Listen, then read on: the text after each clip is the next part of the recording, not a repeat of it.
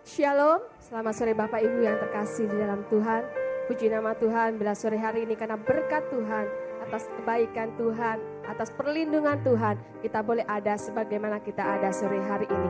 Mari kita mau datang dengan segenap hati kita, dengan segenap jiwa kita mau memuji Tuhan, kita mau menyembah Tuhan. Mari satukan hati, kita sama-sama berdoa. Kembali kami mengucap syukur Tuhan, untuk sore hari yang indah ini Tuhan. Kami boleh datang di dalam rumah-Mu yang kudus ini Bapa. Untuk kami boleh memuji dan menyembah-Mu ya Tuhan. Terlebih kami boleh mendengar firman-Mu ya Bapa. Tuhan, mari ya Bapa Engkau yang beracara Tuhan di tengah-tengah ibadah-Mu pada sore hari ini. Kami mau serahkan Tuhan ibadah dari awal pertengahan hingga akhirnya ke dalam tangan-Mu saja Bapa. Bila hadirat-Mu boleh dirasakan Tuhan, baik di tempat ini Tuhan maupun jemaat-Mu yang sedang di rumah Tuhan mengikuti ibadah secara online ya Bapa. Kami percaya Tuhan Kau tidak dibatasi oleh ruang dan waktu. Karena kami percaya Engkau Allah yang begitu penuh kasih Tuhan. Engkau Allah yang begitu baik ya Bapa. Terima kasih Tuhan, ini kerinduan kami Tuhan untuk semakin dekat dengan Engkau. Bahwa setiap kami Tuhan untuk lebih lagi bersekutu dengan Engkau ya Bapa. Dan kami percaya Tuhan saat kami datang, saat kami Tuhan sungguh-sungguh datang Tuhan, hadirat-Mu boleh dirasakan. Yang sakit Tuhan sembuhkan, yang susah Tuhan hiburkan Tuhan, bahkan yang lemah Tuhan berikan kekuatan yang baru. Terima kasih Tuhan, inilah kami Tuhan, kami siap masuk lebih dalam lagi, hanya di dalam nama Tuhan Yesus. Haleluya, amin.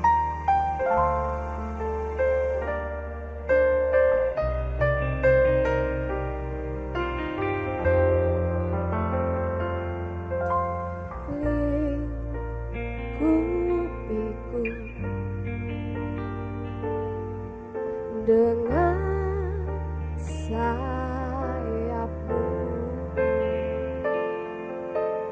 naungiku,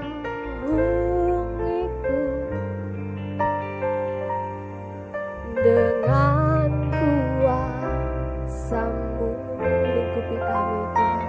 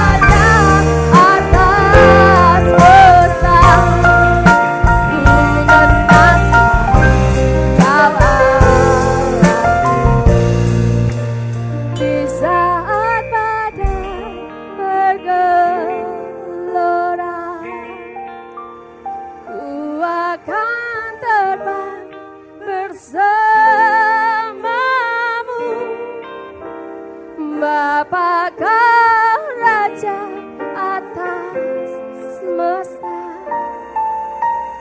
ku tenang Kau Allahku. Mari sembah Dia. Oh, haleluya, haleluya. Kami tenang bersama-Mu Tuhan, kami aman bersama-Mu Yesus. Haleluya, haleluya. Terima kasih Tuhan, terima kasih Tuhan. Kami bersyukur, kami bersyukur. Angkat suaramu sembah Dia, naikkan ucapan syukur di hadapan-Nya. Sebab Dialah yang baik. Haleluya. Ya la la la ba ya se.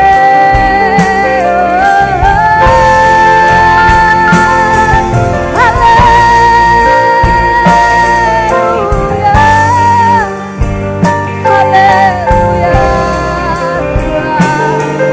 Terima kasih hadirat-Mu,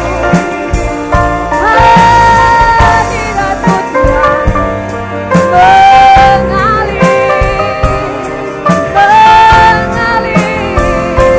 ucapan kami Yesus mengurapi kami Tuhan. Shikarabaya sekarabaya se, ya la la la baya se, ya la la la la la la baya sikira la la la la la. Haleluya. Penuhi kami Tuhan, penuhi kami Yesus. Jemaat-jemaat kami Tuhan, itu yang kami rindukan. Hadirat-Mu penuh atas kami, penuh atas umat-Mu di tempat ini Tuhan.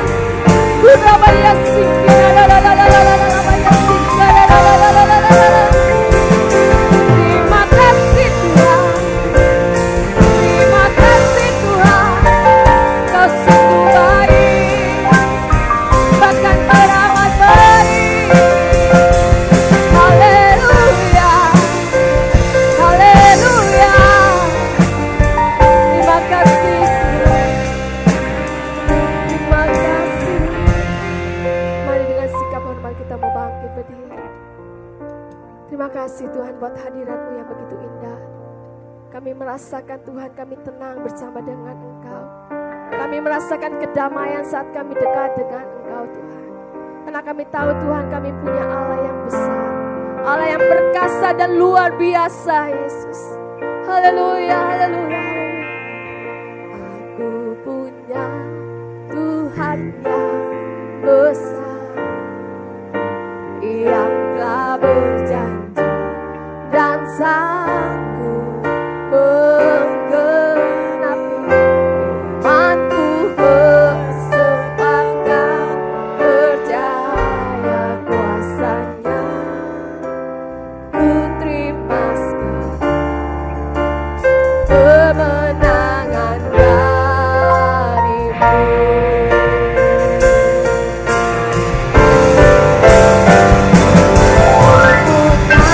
Tuhan yang besar,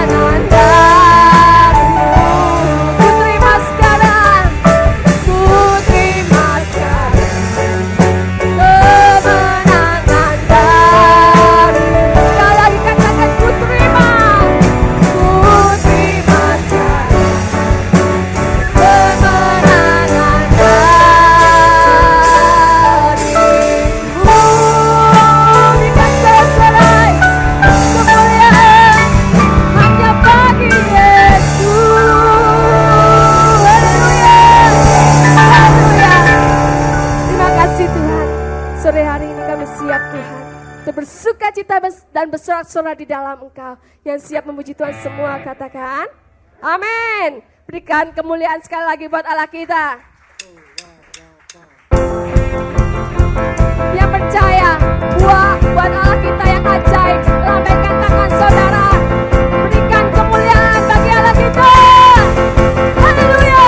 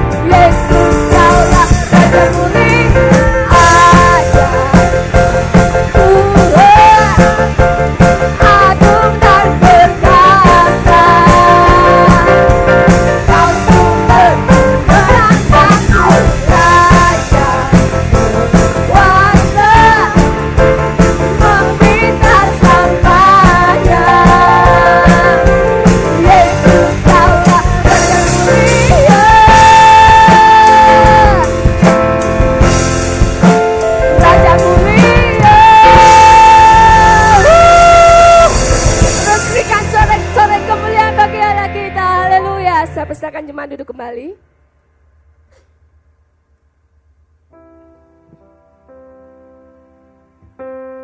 Mari kita siapkan hati kita untuk firman Tuhan sore hari ini. Terima kasih Tuhan. Biarlah hidup kami boleh digenapi oleh firman-Mu Tuhan.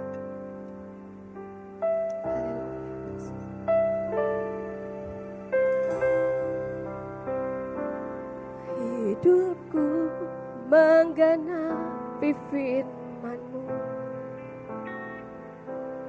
Tanda mujizat sertai tiap langkahku. Kau bersamaku di dalamku, jadi bukti kebesaran-Mu. Sekali lagi katakan hidupku menggenapi firman-Mu.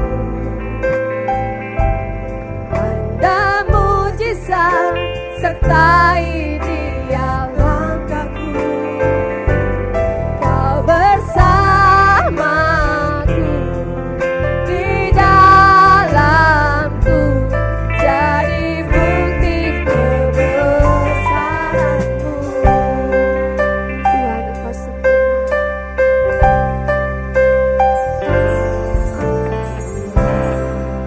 Kau sempurna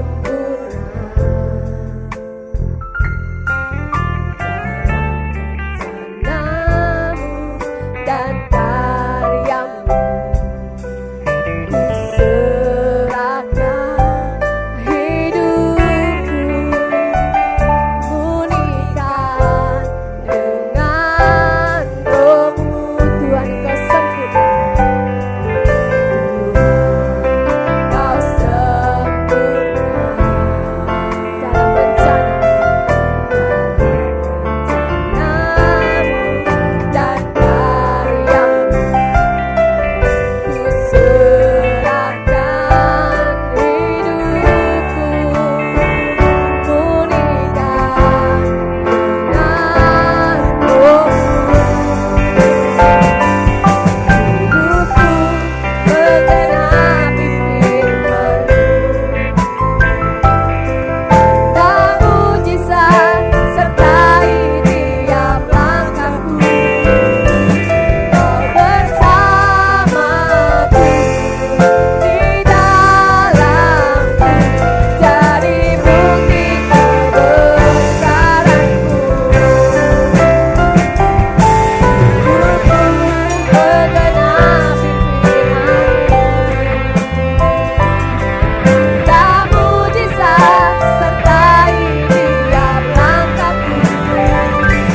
Kau bersamaku di dalamku, jadi bukti kebesaran-Mu.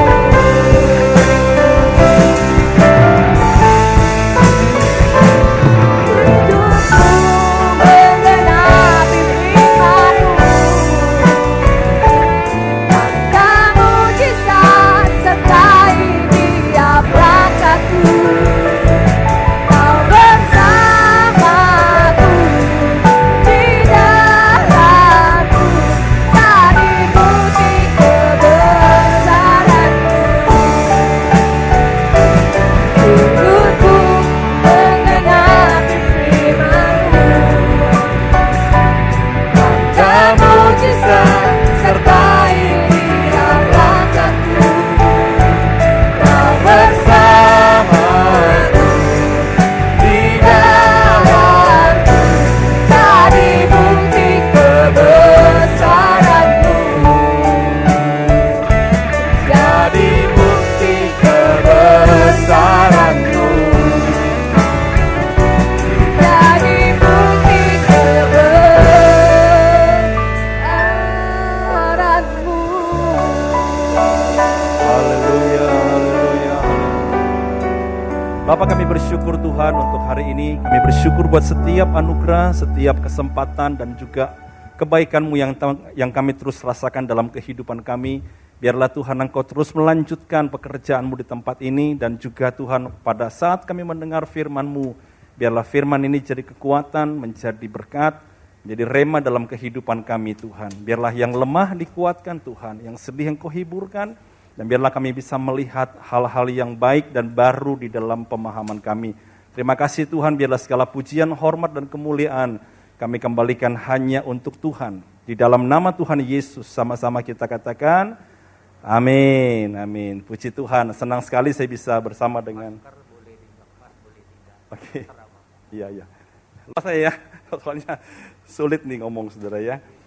Thank you Pak Peter. Ya, pertama-tama saya juga mengucapkan terima kasih untuk kesempatan yang diberikan untuk Pak Paul, ya, Ibu Tricia, dan juga Pak Peter. Ya, hari ini saudara kita masih ada dalam bulan-bulan Paskah dan saya ingin kita mengerti satu bagian firman Tuhan ya yang saya beri judul tentang alive. Ya. Kalau saudara bicara tentang Paskah, kekuatan Paskah itu di mana sih sebenarnya? Apakah ada pada pengorbanan Kristus kah? Atau ada pada kematiannya kah? Atau pada kesalehan Tuhan selama dia hidup? Saya kira bukan, saudaraku. Tetapi kekuatan dari Paskah itu ada pada kebangkitan. Karena dia bangkit, maka kematiannya berarti. Karena tokoh-tokoh lain, saudara, juga mereka lebih saleh dan bahkan bisa berbuat baik. Mereka juga berkorban bagi umatnya. Tetapi tidak ada yang bangkit, saudara. Makanya Paulus berkata, coba kita sama-sama lihat ya, dalam 1 Korintus pasal 15, silakan diikuti ya. Ayat yang ke-14 sampai 19, tetapi andai kata Kristus tidak dibangkitkan, sia-sialah pemberitaan kami, dan sia-sialah juga kepercayaan kamu. Lebih daripada itu, kami ternyata berdusta terhadap Allah. Karena tentang dia kami katakan bahwa dia telah membangkitkan Kristus. Padahal ia tidak membangkitkannya. Kalau andai kata benar bahwa orang mati tidak dibangkitkan. Sebab jika benar orang mati tidak dibangkitkan, maka Kristus juga tidak dibangkitkan. Dan jika Kristus tidak dibangkitkan, maka sia-sialah kepercayaan kamu dan kamu masih hidup dalam dosamu. Demikianlah binasa juga orang-orang yang mati dalam Kristus. Jikalau kita hanya dalam hidup ini saja menaruh pengharapan pada Kristus, maka kita adalah orang-orang yang paling malang dari segala manusia. Tolong diklik sekali lagi. Ya, ini adalah intisari dari Korintus yang dikatakan oleh Paulus. Kalau Kristus tidak dibangkitkan, maka kita akan mengalami semua ini, saudara. Percuma kami memberitakan Injil kepada saudara, memberitakan kabar baik kepada saudara. Kenapa? Tidak ada kuasanya. Kita hanya memberitakan tentang sejarah seseorang. Tapi kita bersyukur, saudara, Allah kita bangkit. Amin. Ya, itu sebabnya berita Injil punya kuasa. Karena dia bangkit, saudara, kita adalah orang-orang paling beruntung di dalam dunia ini. Tapi saudara, ada banyak orang tidak mengalami kuasa kebangkitan. Kenapa? Karena kalau Anda baca tentang Anda melihat tentang kronologi Paskah, Jumat itu adalah kematian, Minggu itu adalah kebangkitan. Nah, banyak orang tidak bisa move on dari Jumat ke Minggu. Banyak orang, saudara, terjebak pada yang saya sebut sebagai trauma kematian. Apa Pak itu trauma kematian? Kegagalan, ya, kehilangan harapan, sakit penyakit, saudara, keputusasaan, kekecewaan, keterpurukan, kemelaratan, segala hal yang telah menghantam kita dan kita tidak bisa melihat kebangkitan Tuhan. Itulah sebabnya kenapa Yesus ketika dia sudah bangkit, dia tidak langsung naik ke surga. Tapi dia ada di muka bumi ini dan dia menjumpai beberapa murid, saudaraku. Dan tidak kebetulan, saudara, hari ini kita akan melihat 3 murid yang dijumpai Yesus yang mewakili kita sebenarnya. Karena saya melihat, saudara, bahwa ada banyak orang, sekalipun Yesus sudah bangkit, sekalipun mereka sudah percaya kepada Tuhan, tapi mereka tidak pernah bisa melihat kuasa mujizat, mereka tidak bisa melihat kekuatan dari kebangkitan Kristus. Karena kita masih terjebak pada yang disebut sebagai trauma kematian, saudara. Coba kita lihat yang pertama, siapa yang dijumpai oleh Yesus, saudara. Ya, yang pertama coba kita lihat, silakan dibantu ya, klik 1 kali. Yang pertama adalah Maria, saudara. Maria ini adalah orang pertama yang dijumpai oleh Yesus. Beberapa penafsir berkata, Maria ini kemungkinan besar adalah seorang wanita yang kedapatan bersinah, kemudian akan dilempar dengan batu, tapi Tuhan membela dia. Ya, ada juga yang berkata bahwa Maria ini adalah salah satu dari orang yang ada di Betania, yang mengurapi kaki Yesus dengan minyak narwastu. Ya, ada juga yang Alkitab sendiri berkata dari dalam dirinya diusir 7 roh jahat. Nah, Maria berjumpa dengan Yesus dan Maria adalah orang yang pertama kali dijumpai oleh Yesus, saudara. Tetapi yang aneh adalah dia tidak kenal siapa Yesus. Dia masih menganggap Yesus itu mati. Nah, kenapa saudara? Ya, alasannya adalah, coba dibantu satu kali, klik. Karena Maria dipimpin oleh perasaannya. Perhatikan hati-hati saudara. Kenapa Maria tidak bisa bergerak dari Jumat kematian kepada Minggu kebangkitan? Kenapa Maria tidak bisa lepas dari jebakan trauma kematian? Kenapa dia tidak bisa lepas dari yang namanya kegagalan, yang namanya keputusasaan? Karena dia mengizinkan perasaannya yang memimpin dia dan bukan imannya. Coba kita baca sama-sama dalam Yohanes pasal 20. Ketika kata malaikat itu kepadanya, "Ibu, mengapa engkau menangis?" Jawab Maria kepada mereka, "Tuhanku telah diambil orang dan aku tidak tahu di mana dia diletakkan." Sesudah berkata demikian, ia menoleh ke belakang dan melihat Yesus berdiri di situ. Perhatikan. Tetapi dia tidak tahu bahwa itu adalah Yesus. Kata Yesus kepadanya, "Ibu, mengapa engkau nangis? Siapakah yang kau cari?" Maria menyangka orang itu adalah penunggu taman. Lalu berkata kepadanya, "Tuan, jikalau Tuan yang mengambil dia, katakanlah kepadaku di mana Tuan meletakkan dia supaya aku dapat mengambilnya." Sama-sama, kata Yesus kepadanya apa? "Maria." Maria berpaling dan berkata kepadanya dalam bahasa Ibrani, "Rabuni," artinya guru. Malaikat bertanya, "Ibu, mengapa engkau nangis?" Poinnya, mengapa engkau nangis? Yesus berkata, "Ibu, mengapa engkau nangis?" Kesedihan yang terlalu besar seringkali itu menutup mata kita untuk melihat kuasa mujizat Tuhan. Anda bisa gagal dan saudara menjadi kecewa. Saudara bisa merasa saudara sangat sedih oleh karena mungkin kehilangan seseorang, oleh karena mungkin saudara terpuruk, atau ketika saudara divonis dokter bahwa engkau tidak bisa lagi sembuh, dan itu meninggalkan satu kekecewaan dan kesedihan di dalam hati. Tetapi kalau saudara mengizinkan kesedihan atau perasaan itu yang memimpin saudara, maka saudara tidak akan pernah bisa melihat terobosan dalam kebangkitan Tuhan. Saya cukup aneh dengan ayat ini, kenapa? Maria bergaul dengan Yesus cukup lama. Dan dia adalah orang yang cukup dekat dengan Yesus. Tetapi kenapa dia tidak mengenal Yesus? Dalam pikiran Maria, Yesusku masih mati. Itu sebabnya dia bertanya, "Tuhanku diambil orang." Dan ketika dia ketemu dengan Yesus, dia berkata, "Di mana jenazahnya?" Saya ketemu dengan banyak orang percaya, bahkan juga hamba-hamba Tuhan, saudara. Tapi ketika mereka mengalami satu hantaman dalam hidup mereka, dan mereka mengizinkan perasaan mereka yang memimpin hidup mereka, sama tuh saudara, sama juga dengan orang lain dan jemaat, mereka terpuruk dan sulit bangkit. Apakah yang ada di dalam perasaan? Bukan hanya kesedihan, tapi ingat, kekhawatiran. Ingat saudara, ketakutan, itu bagian dari perasaan kita. Apalagi kebencian, kemarahan, kepahitan.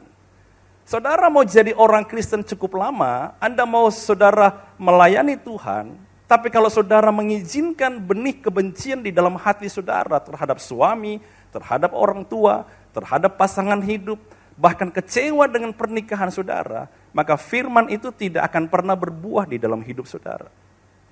Karena setiap hari kita membiarkan perasaan kita yang memimpin kita. Kita merasa kitalah orang paling patut dikasihani. Kitalah orang yang paling sulit. Sehingga kita tidak mungkin jadi berkat. Tapi kita selalu mau menuntut, selalu mau menarik orang untuk mengerti kita, saudara. Kita bisa bersedih, kita bisa nangis di rumah kita, di kamar kita, tapi jangan terlalu lama. Nah, Maria ini terjebak di situ, saudara. Itu sebabnya Tuhan menjumpai dia mau berkata, "Hei, aku sudah bangkit loh. Terus ngapain kamu nangis? Karena kamu nangis, kamu tidak bisa melihat kebangkitanku. Karena kamu dikuasai perasaanmu dan bukan oleh imanmu, maka kamu tidak bisa melihat mujizat. Kematian Yesus ibaratnya bagi kita adalah masalah. Kematian Yesus ibaratnya bagi kita, saudara, adalah sesuatu yang menyakitkan hati. Tapi apakah kita mau membiarkan masalah itu mengambil semua iman kita? Atau kita mau berkata, aku ingin bangkit dan mau hidupku dipimpin oleh iman. Bukan dipimpin oleh perasaan. Ya, kalau hari ini saudara masih punya kepahitan, masih punya kemarahan, kebencian kepada sesama atau juga kepada pasangan hidup saudara, Anda harus keluar dan membiarkan hidupmu dipimpin oleh iman. Ada 2 orang murid Yesus, saudara, yang punya kesalahan yang mirip-mirip. Tolong diklik sekali. Ya, ini adalah Yudas dan Petrus. Ya, kenapa saya bilang mirip? Karena mereka dua-duanya itu buat kesalahan. Kira-kira kesalahan siapa yang lebih besar? Petrus apa Yudas? Hah? Yudas, karena pasti saudara berpikir dia membunuh Yesus. Sebenarnya kurang lebih sama, saudara. Jadi Yudas itu tidak pernah berpikir akan membunuh Yesus. Kok tahu, Pak? Begini loh ceritanya, saudara. Dia itu menjual Yesus dengan 30 keping perak. Tetapi tidak ada perjanjian pembunuhan di sana. Hanya ditangkap, diinterogasi karena dianggap sebagai penyebar sebuah ajaran baru. Tetapi ketika dihadapkan pada Pilatus dan keputusan salib itu keluar, dia merasa bersalah. Makanya dia kembalikan 30 keping perak. Kenapa? Tidak sesuai perjanjian. Karena dia sebenarnya, saudara, bukan mau Yesus dibunuh karena benci, bukan. Dia butuh duit. Nah, Yesus jadi komoditas untuk dijual. Tapi bukan untuk dibunuh, saudara. Tangkap ya? Jadi ada sisi baiknya juga ini Yudas, saudara. Tapi dia terang-terangan menjual Yesus. Sementara Petrus itu sembunyi-sembunyi menyangkal Tuhan. Ya kurang lebih sama lah, saudara ya. Ya. Tetapi dua-duanya bersalah. Masalahnya adalah satu gantung diri, satu bertobat. Kok bisa, Pak? Karena Yudas mengizinkan rasa bersalah itu memimpin dia. Hati-hati, saudara. Kita bisa buat kesalahan. Tetapi kalau kesalahan itu yang memimpin kita tidak pernah bisa move on, saudara tidak akan pernah bisa melihat kuasa mujizat Tuhan. Iman kita harus memimpin seperti Petrus. Dia masuk di dalam komsel. Dia ketemu dengan saudara seiman.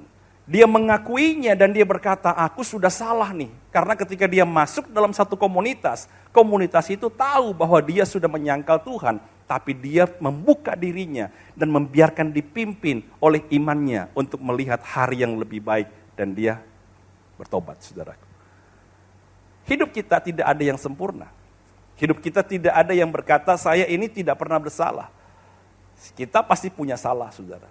Tapi jangan pernah membiarkan rasa bersalah itu memimpin hidup saudara. Ya, ada seorang ibu, saudara, dia punya 2 anak kembar. Dia lagi memandikan anak itu di bathtub, ya. Kemudian saudara ketika itu dia mengangkat yang satu, meninggalkan yang lain. Karena yang satu diangkat ingin dilap. Ya, masih bukan baby sih, umur paling 2 tahun kurang lah ya. Ketika dia kembali, saudara, anak itu sudah tengkurap dan ngapung. Mati di bathtub, saudara. Suaminya nggak ada. Dia nangis terus, saudara. Dia nangis terus. Ketika ada teman datang ke situ, saudara, dia sempat ngomong bahwa ibu ini selalu merasa dihantui dengan rasa bersalah. Satu hal yang saya bilang sama istri saya, kalau dia tidak berhasil lepas dari itu, seumur hidupnya dia akan terpenjara dengan rasa itu. Dan Tuhan tidak akan pernah berkuasa dan lebih besar di dalam pandangannya, saudaraku. Hati-hati. Maria terjebak di situ, saudara. Dan hari ini pesan Paskah datang kepada kita. Kalau kita ini pernah gagal, ibaratnya kita sudah tidak punya lagi harapan. Jangan dipimpin oleh perasaan itu, saudaraku. Yang kedua, saudara, siapakah yang dijumpai oleh Yesus? Yang kedua adalah, adalah Thomas. Nah, kenapa Thomas dijumpai oleh Tuhan? Karena ini saudara alasannya. Ya, coba kita lihat, klik satu kali. Ya, diklik aja satu kali. Apakah ini saudara? Karena Thomas dipimpin oleh logikanya. Ya, kita baca sama-sama ya. Bergantian aja lah saudara. Yohanes pasal 20, 24 sampai 27.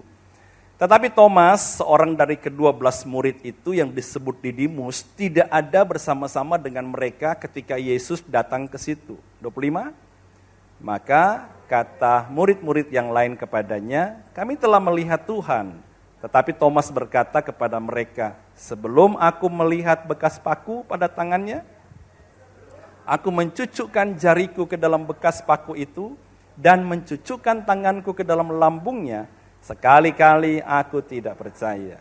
8 hari kemudian murid-murid Yesus berada kembali dalam rumah itu, dan Thomas bersama-sama dengan mereka. Sementara pintu-pintu terkunci, Yesus datang, dan ia berdiri di tengah-tengah mereka dan berkata, damai sejahtera bagi kamu.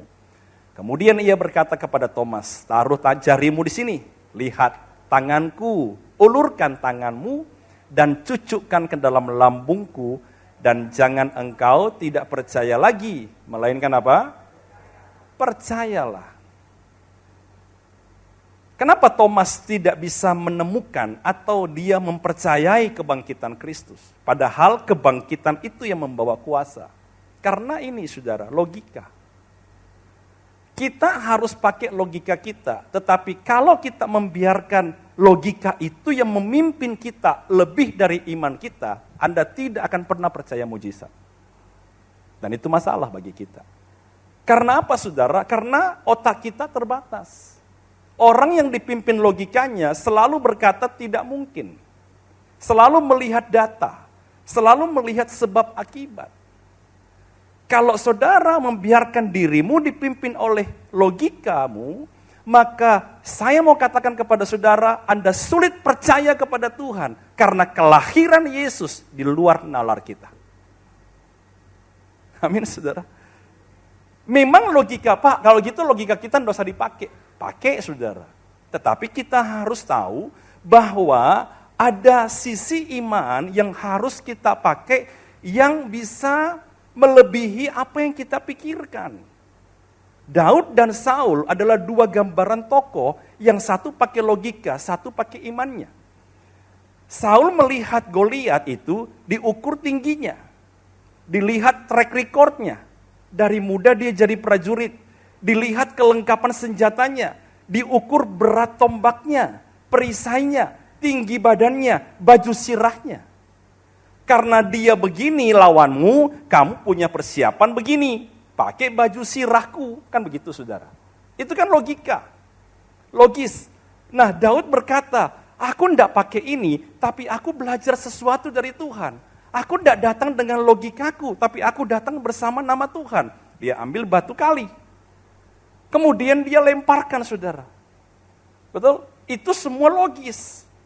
Logis kenapa? Karena dia bukan baru belajar umban. Bertahun-tahun dia belajar umban. Jadi kalau dia bisa pakai umban, itu logis karena dia sudah belajar. Tetapi di dalam hal yang logis ini saudara, yang mengarahkan batu itu masuk ke dalam dahi Goliat, itu mujizat. Saya mau nanya sama saudara, janda yang datang ke hamba Tuhan, yang datang kepada Elia, dia punya utang banyak, kemudian Elia berkata, kamu ambil minta sama tetanggamu bejana, itu logika bukan? Logis enggak? Ya logis saudara. Untuk apa bejana? Untuk diisi minyak. Oke. Kemudian saudara ketika bejana sudah terkumpul, buli-buli ini dituang. Ini logis apa tidak? Logika enggak saudara? Logis, tapi minyak yang kecil di dalam buli-buli tidak habis untuk mengisi wadah yang lebih besar, bahkan berkali lipat, itu tidak logis. Benar saudara? Ya, apakah utangnya lunas? Belum. Gimana cara lunasi utang? Mujizatnya berhenti saudara, kemudian apa? Dia ambil itu, dia jual. Dapatkan untung. Setelah dapat untung, bayar utang. Kan begitu saudara. Jadi kita melihat Tuhan selalu mengharapkan Anda menggunakan logika saudara. Tetapi jangan dipimpin oleh logika sehingga engkau tidak percaya. Itu loh saudara. Makanya dia datang kepada Thomas. Kamu memang pinter, tapi kepintaranmu lah yang telah memimpin engkau sehingga engkau tidak mempercayai tentang iman dan keberadaan Tuhan. Itu yang masalah, saudara. Sama seperti siapa? Seperti ketika Musa berhadapan dengan Laut Merah, itu 2 kilo. Lebar Laut Merah, saudara. Dia kedangkan tongkatnya, saudara.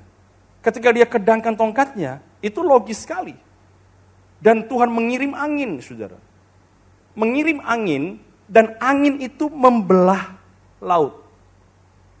Kalau saya bilang saudara, itu masih masuk dalam hukum aerodinamika. Itu logis. Kenapa?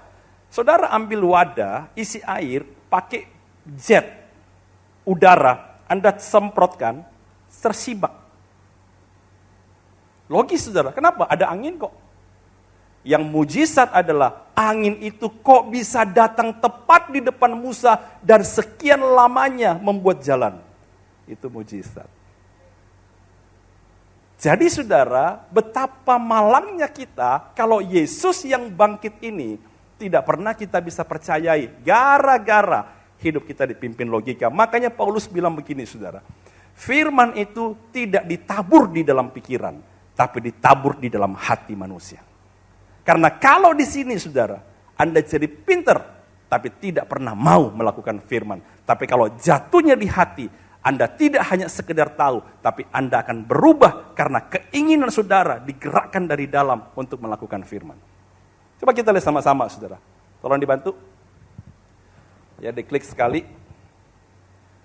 Dalam 2 Korintus pasal yang ketiga ayat 2-3, kamu adalah surat pujian kami yang tertulis dalam hati kami, dan yang dikenal dan dapat dibaca semua orang. Karena telah ternyata bahwa kamu adalah surat Kristus yang ditulis bukan oleh pelayanan kami, ditulis bukan dengan tinta, tetapi dengan roh dari Allah yang hidup. Bukan pada loh-loh batu, melainkan pada loh-loh daging di dalam hati manusia. Kalau saya memberitakan firman kepada saudara, Anda tangkap dengan logika, Anda terima logos. Tapi kalau Anda tangkap dengan iman, Anda izinkan masuk dalam hati, Anda terima rema. Dan itulah yang mengubah hidup orang, saudara. Ya. Nah, siapa orang ketiga yang dijumpai oleh Yesus? Ini poin terakhir dan kita akan selesai. Ya. Tolong dibantu satu kali, klik. Siapakah yang dijumpai oleh Yesus, saudara? Orang ketiga adalah Petrus. Apakah Petrus tertawan, Pak, oleh trauma kematian Yesus? Saya bilang iya. Dia menjumpai Maria karena Maria mewakili kita yang bersedih hati sehingga tidak bisa lihat mujizat Tuhan. Dia menjumpai Thomas yang mewakili kita yang selalu pakai logika kita sehingga kita tidak bisa lihat mujizat. Dan dia menjumpai Petrus karena Petrus mewakili orang-orang yang mengizinkan dirinya dipimpin oleh kenyataan hidupnya.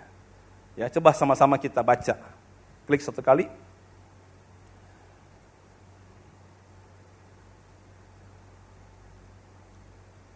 Yohanes pasal 21 ayat 1-4. Kemudian Yesus menampakkan diri lagi kepada murid-muridnya di pantai Danau Tiberias dan ia menampakkan diri sebagai berikut. Di pantai itu berkumpul Simon Petrus, Thomas yang disebut Didimus, Nathanael dari Kana yang di Galilea, anak-anak Zebedeus dan 2 orang muridnya yang lain. Kata Simon Petrus kepada mereka, ayo sama-sama, aku pergi menangkap ikan. Kata mereka kepadanya, kami pergi juga dengan engkau. Mereka berangkatlah lalu naik ke perahu. Tetapi malam itu mereka tidak menangkap apa-apa. Ketika hari mulai siang, Yesus berdiri di pantai. Tetapi murid-muridnya tidak tahu bahwa itu adalah Yesus. Sekali lagi, peristiwa muncul, mereka tidak kenal Yesus. Kenapa, saudara? Karena mereka tidak melihat atau tidak punya iman bahwa memang benar yang Tuhan katakan itu terjadi. Jadi tidak ngeh sama sekali. Seolah-olah Yesus mati, hapus memori. Sehingga siapapun yang mirip-mirip Yesus di pantai, mereka tidak pernah menduga itu Yesus. Karena apa saudara? Karena Petrus kenyataannya sekarang sudah tidak ada lagi yang memimpin kita. Ini kenyataan hidup kita loh. Jadi dia membuka mata teman-temannya. Kalian mau kemana? Guru kita sudah nggak ada. Visi penjala manusia sudah hilang. Itu sudah nggak ada lagi. Karena itu hilang bersama dengan kematian Yesus. Apa yang kamu lakukan? Ya kita penjala ikan. Kemampuan kita menjala. Kita nelayan. Saudara, ini bahaya. Orang yang hidup dipimpin oleh kenyataannya akan selalu kembali kepada apa yang mereka rasa nyaman dan mereka rasa mereka mampu. Bukan pada panggilan tertinggi yang pernah mereka terima. Dalam pernikahan pun sama, saudara. Ketika mereka diberkati dalam pernikahan, mereka berkata, aku mau sungguh-sungguh setia. Itu sebuah mimpi, itu sebuah harapan, itu sebuah janji Tuhan yang mereka harapkan, saudara. Tapi ketika mereka menikah 1 tahun, 2 tahun, tahun kelima, kenyataan dengan harapan terlalu jauh, saudara. Harapannya terlalu tinggi, kenyataannya seperti ini. Akhirnya mereka penuh dengan rasa kecewa. Saudara, orang yang selalu melihat apa yang saya hadapi, inilah kenyataannya. Saya sakit, inilah kenyataannya. Saya melarat, inilah kenyataannya. Saya tidak bisa bangkit, inilah kenyataannya. Saya usaha gagal, inilah kenyataannya. Maka saudara nggak akan pernah melihat step berikutnya di mana Tuhan mengubah kegagalan menjadi keberhasilan. Kita, saudara, bisa merasakan sebuah kenyataan, tapi setiap kenyataan belum tentu kebenaran. Saya ulang sekali lagi. Setiap kita bisa menghadapi sebuah kenyataan, tetapi tidak setiap kenyataan itu adalah kebenaran. Benar, saudaraku? Kenyataannya, Pak, saya sakit. Betul. Tapi ada satu kebenaran bahwa oleh bilur-bilurnya kamu disembuhkan. Pak, saya sulit makan, Pak. Saya merasa bahwa kehidupan saya, ekonomi saya terpuruk, Pak. Betul, itu kenyataannya. Tapi ada satu kebenaran bahwa kamu tidak perlu khawatir karena Bapamu memelihara engkau. Bahkan burung di udara saja dipelihara. Allahku kan memenuhi keperluanmu menurut kekayaan dan kemuliaannya. Itu kebenaran. Abraham melihat kenyataan, medis nyatanya begini. Kondisi fisik saya nyatanya seperti ini. Istriku nyatanya sudah menopause. Tapi dia melihat ada satu kebenaran. Di mana kebenaran itu? Pada janji-janji Tuhan. Makanya Ibrani berkata, sekalipun tidak ada dasar untuk berharap, Abraham berharap juga. Amin. Ubahlah kebenaran menjadi kenyataan dalam hidup saudara. Jangan jadikan kenyataan menjadi kebenaran, tapi jadikan kebenaran menjadi kenyataan, saudara. Amin, saudaraku. Mari datang sama Tuhan pada sore hari ini. Sama-sama kita bangkit berdiri, saudaraku. Kita datang kepada Tuhan supaya hari ini, saudara, apa yang saudara alami, apa yang saudara hadapi, kalaupun itu telah menggerogoti iman saudara, maka mari kita kembali bangkit, saudaraku. Saya percaya ada kuasa Tuhan yang besar di tengah-tengah kita. Saya percaya ada kebaikan Tuhan yang Dia nyatakan dalam hidup kita, saudaraku. Terima kasih Tuhan, terima kasih Tuhan. Biar musik saja mengalun pelan satu pujian dengan lembut. Saudara, mungkin hari ini perasaanmu sedang memimpin engkau. Ada rasa takut, ada rasa khawatir. Kau khawatir akan masa depan anak-anakmu, dan engkau begitu kecewa dengan pernikahanmu. Engkau sulit sekali berdoa. Tuhan berkata, jadilah tenang, supaya engkau dapat berdoa. Kalau engkau biarkan kekecewaan yang memimpin engkau tidak akan pernah bisa menangkan suamimu. Kau tidak pernah bisa ngampuni karena kekecewaan yang memimpin engkau. Kalau rasa takut yang memimpin hidupmu, engkau tidak akan pernah punya iman kepada Tuhan. Engkau harus kalahkan segala perasaanmu dan membiarkan imanmu yang memimpin engkau. Imanmu timbul dari pendengaran akan firman. Harapanmu timbul dari janji-janji yang diucapkannya. Hidup berdasarkan itu, saudaraku. Hidup berdasarkan janji Tuhan. Kalau engkau hidup berdasarkan janji Tuhan, maka segala perasaan akan engkau kalahkan. Segala logika akan bisa engkau lewati. Bahkan kenyataan yang ada tidak akan menghalangi engkau untuk percaya lebih sama Tuhan. Mari buka hati saudara.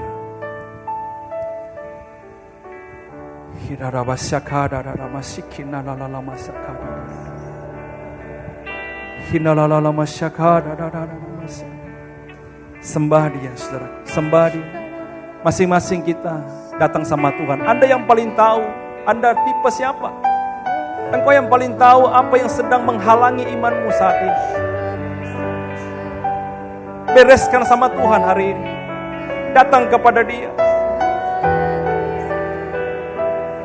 Ya masyika la la la masyika da da da da da da da da da da da. Sembah. Berharap lagi kepada Dia. Berharap lagi kepada Dia.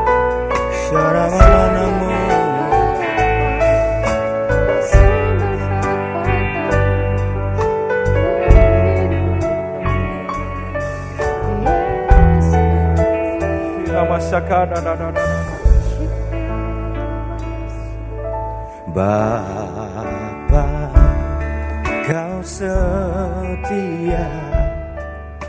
Bapa, Kau mulia. Senanglah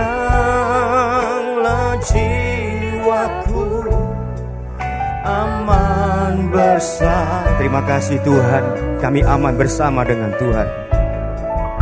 Lebih dari harta, Kaulah segalanya. Tenanglah jiwaku dalam hadirat-Mu. Kau tunjukkan kasih setiamu. Kau menyediakan yang ku perlu. Kau setia, Kau mulia, dulu, sekarang, dan selamanya. Haleluya. Oh, Kau tunjukkan kasih setia. Terima kasih Tuhan untuk kesetiaan-Mu, untuk kebaikan-Mu, untuk pengorbanan-Mu, untuk kebangkitan-Mu. Terima kasih untuk semua berkat-berkat yang luar biasa. Haleluya.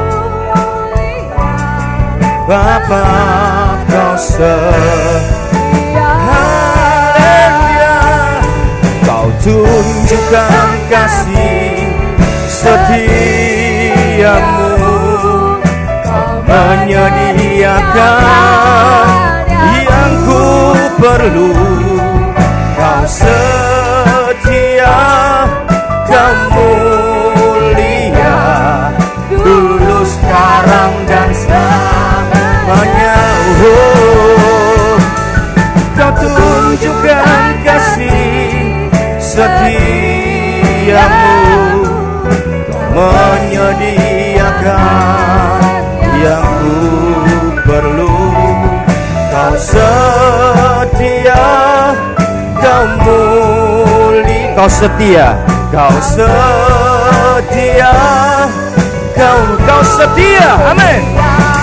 Kau setia, Kau mulia. Bapa, Kau setia. Beri tepuk tangan sorak-sorai bagi Bapa yang setia. Berikan sorak-sorai bagi kita, sembah Dia. Oh, oh, oh.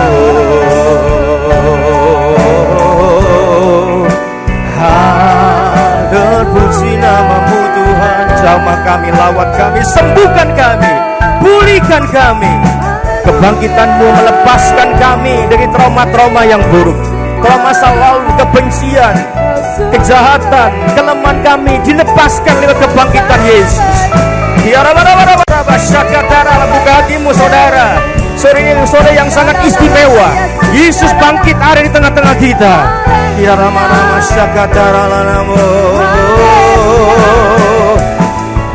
Haleluya, bersyukur untuk kebangkitannya yang kita peringati beberapa waktu yang lalu.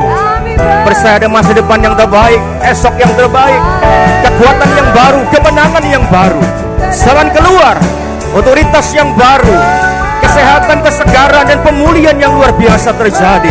Mari sudah berikan tepuk tangan sorak-sorai bagi Yesus Kristus yang luar biasa. Haleluya, haleluya, haleluya, haleluya. Terima kasih Bapa Surgawi, Kau baik Tuhan. Terima kasih sore hari yang istimewa. Berkati hamba-Mu Tuhan secara luar biasa, pakai dan urapi dengan lebih dahsyat di waktu mendatang. Istrinya, anak-anaknya semua diberkati Tuhan. Terima kasih untuk sore ini, kami percaya Engkau ada di tengah-tengah kami, Engkau hadir. Kami tidak melihat Engkau sebab Engkau roh adanya, tapi kami percaya 2-3 orang berkumpul, Tuhan Yesus ada di tengah-tengah kami. Engkau sudah bangkit, Engkau tidak mati. Terima kasih Bapa Surgawi. Kami berjumpa dengan Tuhan hari ini. Saya boleh mengatakan perjumpaan dengan Tuhan luar biasa. Yang sakit disembuhkan, yang susah diburkan, yang lemah dikuatkan, yang kekurangan diberkati, yang terikat dilepaskan, dibebaskan oleh Tuhan. Terima kasih sore ini Bapak Surgawi, kami percaya Kau memberkati setiap kami, dan berkat sore ini berbeda dari minggu yang lalu, minggu yang akan datang. Itu membuat kami untuk terus setia mencari Tuhan, karena setiap ibadah ada berkat yang spesial. Terima kasih Bapak Surgawi, berkati semua jemaat yang hadir, yang ada di rumah, usaha pekerjaan mereka di tengah-tengah pandemi, krisis. Kami percaya berkat yang sudah Tuhan tetapkan dalam hidup mereka tidak bisa diambil, dirampok oleh krisis apapun juga, oleh iblis apapun juga. Kami percaya ketika Tuhan memberkati kami, berkat tidak pernah hilang. Oleh apapun juga pasti terus ada dalam hidup kami.